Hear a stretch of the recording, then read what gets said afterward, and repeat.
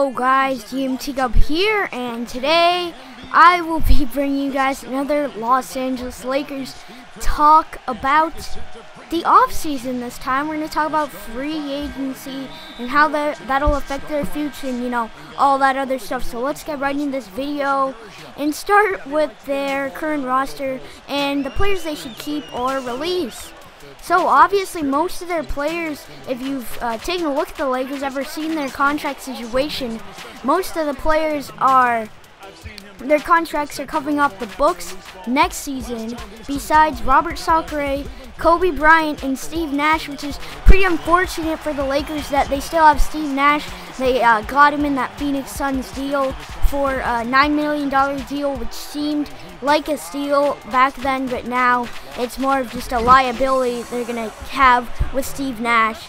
And will Nash retire? That's the question. He's fighting father time, and it's pretty apparent that he's not winning the battle right now, as he just keeps trying to come back, play some basketball, but then every time he comes back, he tweaks something in his knees, or something goes wrong in his ankle, or he's very unreliable and injury prone this season, and has barely played he's barely played basketball. He's barely playing out the $9 million that he's supposed to be worth, and he probably only has played 20 games or some number, just some stupid number like that out of 73. So I think personally they should either trade him or use the stretch provision. I'm not sure what that is, but I know it has to do with releasing players and getting their contracts off the books. They can use the stretch provision. They can't amnesty him. So because they already did that to Meta World Peace, and obviously he's that's just off topic. But Nash, dang, they just keep lobbing it. Nash, they can use the stretch provision on him, or they can just keep him out. Let's see if he can play basketball for D'Antoni, because that's the main reason how D'Antoni was brought to the Lakers off the Steve Nash deal a few years back. And obviously it's turned into a terrible liability having D'Antoni, the no defense coach, a coach that really, in my opinion, can't let the Lakers win games. I mean, yeah, sure, he can have a great regular season, but what about the playoffs? He hasn't shown that he's been a great coach over the years. I mean, he had that team with the Suns, and he had Steve Nash. He had all the pieces. He had everyone there that could convert into his system. Sean Marion, Amari Stoudemire, Steve Nash, and they didn't win. He also had a chance with the Knicks. He had the Linsanity on his side. He had Carmelo Anthony. He didn't handle the team well. Their chemistry just went nowhere, and that's probably a main reason for the Knicks breakdown as of late. Dump off Mike D'Antoni. I know it'll take a little bit of a cap hit, but I mean, come on, they're the Lakers. I think they have enough money to release Mike D'Antoni and get a better coach, such as maybe a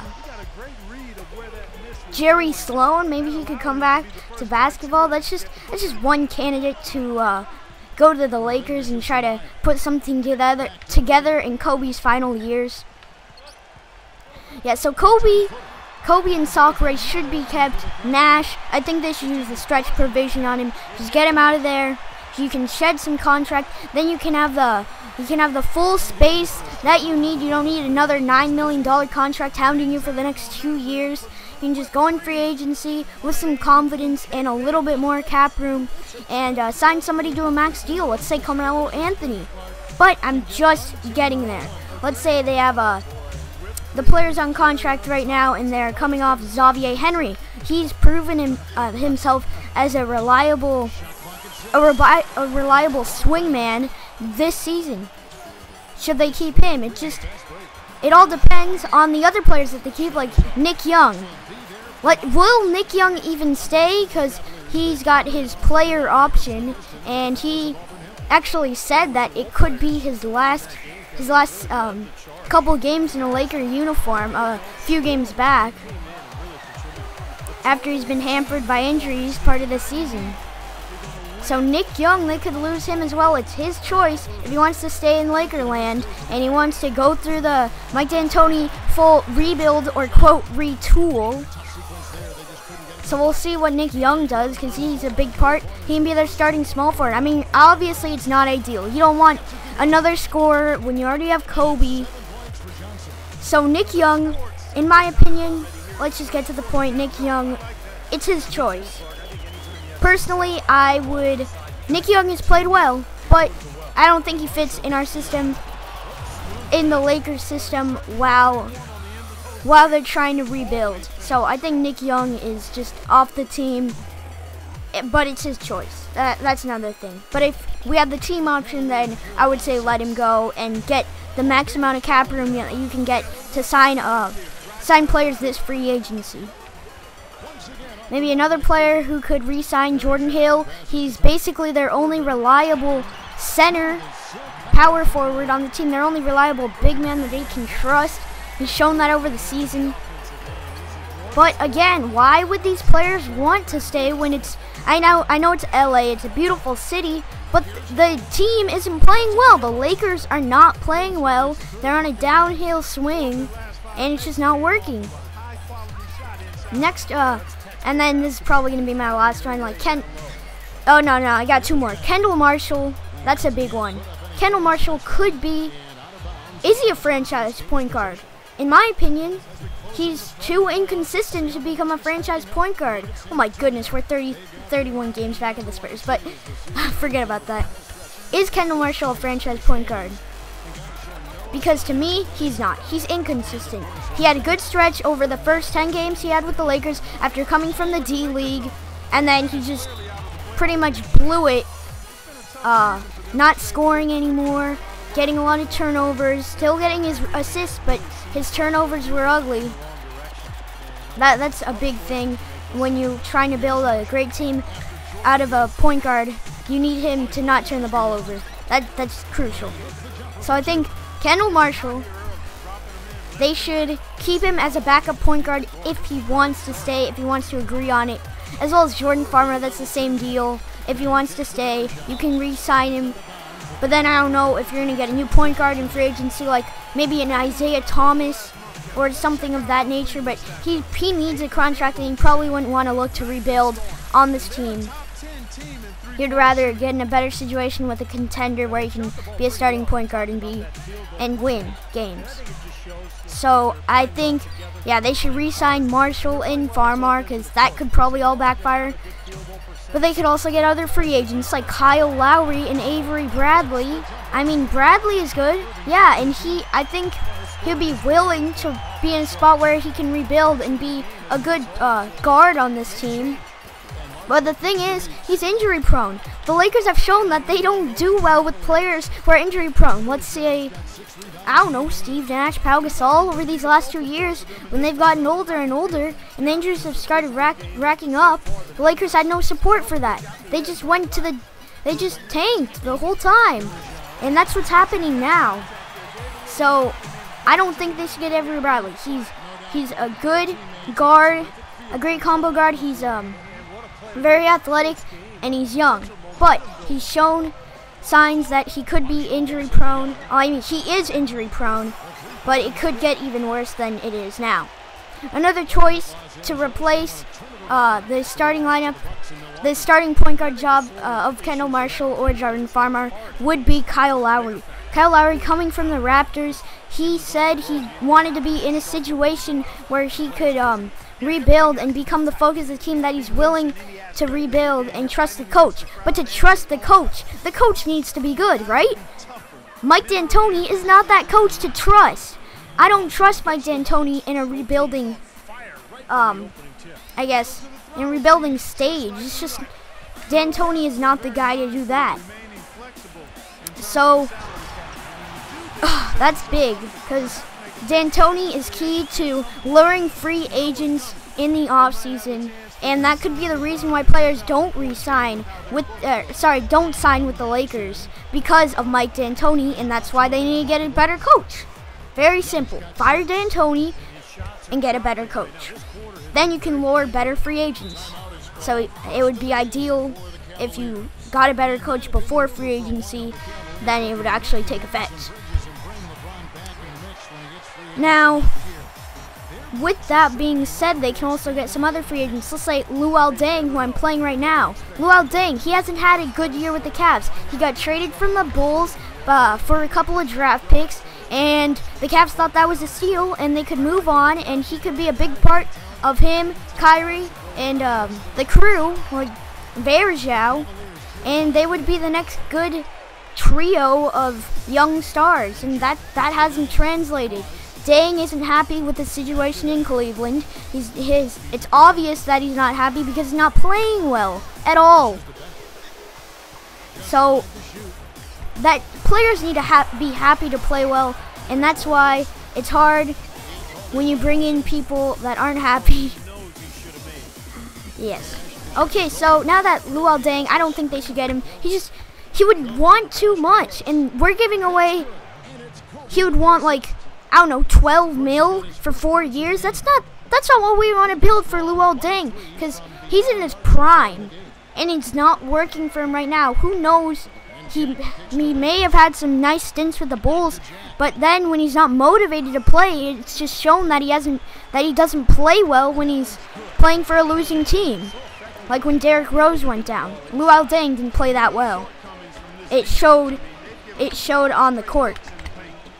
Now, another player they could get, maybe Carmelo Anthony? Okay, to me, yeah, everyone's saying that Melo could choose between the Knicks or the Lakers, and the Lakers have a better future which I believe. They have a better future than the Knicks. They're better suited to get younger players and play well going down the stretch in the next 5 years or so. Well, not 5, but 3 years. Melo is not having fun with Mike Woodson in a New York Knicks uniform. It's pretty apparent that that's the case. So, would he go to another big market? Let's say Tinseltown, LA. Why wouldn't Melo want to play here? But would the Lakers pursue him? There are many teams interested in Carmelo Anthony, and if Melo wants to stay in New York, it's all a pipe dream to get Carmelo Anthony. It's gone. You don't want to overbid if it's not there. And if Melo wants to go back with the Knicks, it's not there at all. You should not go after Melo if he's already interested in the New York Knicks, which I don't think he will be. But then again, they already have Kobe. Can Kobe pair with Melo? We already saw how those egos went a couple of years ago when the Lakers had Kobe Bryant, Steve Nash, Dwight Howard, and Pau Gasol all on the same team, all in the starting lineup, all playing almost at the same time. We all saw how that worked. Dwight wasn't happy, he wasn't winning, the chemistry just wasn't there, and that can all be attributed to Mike D'Antoni once again, but I think part of it was the egos as well, from bringing all those superstar players in to try to win a winning tradition. Melo, should the Lakers go after Melo? In my opinion, no. They should not go after Carmelo Anthony, but they can build another way which would be cheaper and it would be better. Who wouldn't want to watch maybe a Dante Exum, a Jabari Parker, an Andrew Wiggins, a Julius Randle develop in the system of the Lakers in the purple and gold? Watching a young player develop similar to Kobe Bryant and see where they can get, keeping the player under a low salary as well. That should be mentioned. That you're not signing this player from free agency. It's not a big name free agent that you're just that he's proven in the NBA. No, this is a young player that has big potential and could really be a great player for you down the stretch. That could be Dante Exum. Now, there goes back to the point guard situation. They use the stretch provision on Steve Nash. They get the 4th pick, luckily, in the lottery. They re-sign Kendall Marshall, but not Jordan Farmer, or either way, because you don't want to have too many decent point guards on your roster. You get the 4th pick, Jabari Parker, Andrew Wiggins, and Joel Embiid, let's just say, all go in the top 3. Let's say you go with the 4th pick, Dante Exum is your man, the 6'6" point guard from Australia. When do you ever see that? When do you ever see a 6'6" point guard with that, just like a humble guy? He's proven he's great and so much potential with his physical gifts, and he knows how to play. He's not just, he wants to learn from Kobe. He said in an interview with the press, he said that he wanted to work with Kobe. He wanted to see how Kobe racks up those 20-point games and just keeps averaging that over so many seasons. He wants to learn under this rebuilding situation. He wants to rebuild, and he wants to mesh with Kobe. And I'm very sure that Kobe would mentor Dante Exum, make him his own, and make him great.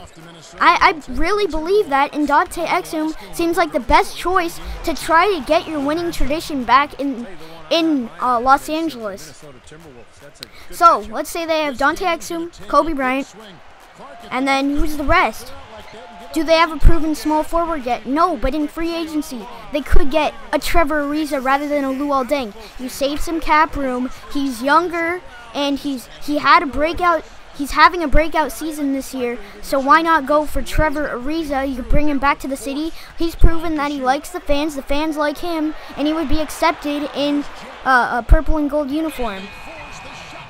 So you could have Dante Exum at point guard, Kobe Bryant at shooting guard, Trevor Ariza at small forward. Pau Gasol is not there. He's out of the picture. He's not there for rebuilding. You send him to a team, a contender, and why is Kaman out there? Can somebody explain that to me? Are we going to start? Okay, there you go. So where was I? Yeah, power forward. You could get a man in free agency such as Taj Gibson, a great player who rebounds. He's young. He could play in the rebuilding situation. He's proven that with the Bulls right now. He's playing well. Also, Greg Monroe could be an option, but he's a restricted free agent, meaning, if you don't know what that means, the Pistons could exercise him, just shop him around free agency, and then if a team wants him, the team would have to provide them a draft pick. So I don't think they should go after Greg Monroe, losing their future again. No, I think they should go after Taj Gibson. He'll be cheaper, he'll want less, and he can play well in the rebuilding situation. At center, you have Jordan Hill. Should you re-sign Jordan Hill? And to be honest, with this roster, I don't think they could get a better center in free agency than Jordan Hill. Jordan Hill could do it all. I mean, it's nice that Jordan Hill could be in a Laker uniform. That would just be perfect. I mean, Jordan Hill back again. He would cap off that starting lineup. He would play in the post. He would get the offensive rebounds and defensive rebounds. He's standing there, be your big man. And I think that's a winning roster right there. I think it's quite playoff bound. Plus, you're saving up for the future. Let's say you don't make the playoffs. Big deal. Kobe Bryant ages 1 more year. He wants to win a championship. Let me just get that straight. I don't think Kobe's going to retire without a championship. Well, I mean, Kobe doesn't want to retire without a championship. And it's likely that with the promise that has been shown in 2014-15 that Kobe would want to return just one last farewell season in 2015-16. Dante Exum gets way better. He steps in, and they've got the combo. They've got the guard rotation of Kobe Bryant and Dante Exum. And then at the small forward, if you bring everyone back, you got Ariza. And then at power forward, a better Taj Gibson again. And Jordan Hill could be like the veteran center that could get the Lakers victories. What is up with that headless guy right next to Kobe? So, I think that pretty much wraps up the video. I just put out the starting lineup that I want for 2014-15. I hope you guys agree, because that's one good-looking starting lineup to have Dante Exum and Kobe Bryant, great guards on your team, and they could make the playoffs with that roster. If they just get if they get a good supporting cast that will match the system of the coach, whoever that might be, just not Mike D'Antoni, then I think they can be a winning team, make the playoffs, and then hopefully the year after Kobe returns, and they get deeper in the playoffs and hopefully win a championship. So, I hope you guys enjoyed this video. This is me going on about the Lakers' future and their free agency. Who should they get? Who should they stay away from? I don't know what is up with that Headless guy, but all I know is that thank you guys for watching this video. Please comment, rate, subscribe. Check out my other videos if you enjoyed, and I'll see you guys in the next one. Later, go Lakers. Let's see if they can pull that together. See you guys. And then the following years, you won a good 2 championships, played in 3 final series, and then you're just gonna lose the playoffs just like that. Not even putting up a fight. Mike D'Antoni is their coach, so no Phil Jackson. That can be another reason for the Lakers' failure as of late. Oh, that's gay. That's gay. But the talent just isn't there, and D'Antoni, to me, he's not a coach that can win you. I mean, he